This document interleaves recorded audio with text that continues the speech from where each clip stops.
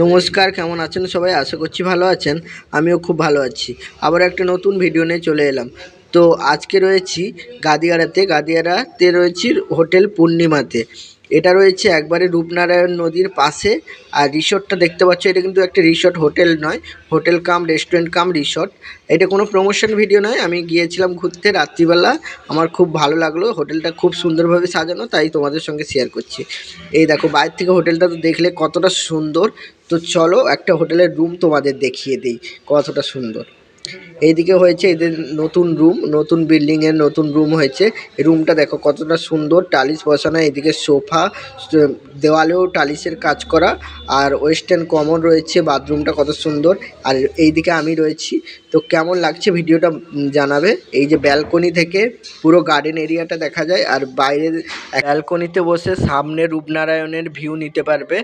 এতটা সুন্দর হোটেলটা, আমার তো পুরো মানে যারা কাপেল আসছো তাদের জন্য তো খুব সুন্দর, আর যারা ফ্যামিলি আসছো অবশ্যই তাদের জন্যও খুব ভালো। হোটেলটা খুবই সুন্দরভাবে সাজানো, তোমরাও দেখতে পাচ্ছ।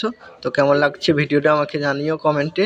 এইদিকে একটা রয়েছে শিব ঠাকুরের বড় মূর্তি, সেটাও আমি তুললাম। আর এইখানে রয়েছে রাধাকৃষ্ণর মূর্তি। তো চলো ভিডিওটা কেমন লাগলো জানিও। ভিডিওটা ভালো লাগলে লাইক, কমেন্ট, শেয়ার এবং চ্যানেলে নতুন হয়ে থাকলে চ্যানেলটিকে সাবস্ক্রাইব করে আমার পাশে থেকেও। দেখা হচ্ছে পরের একটা ভিডিওতে। Thank you.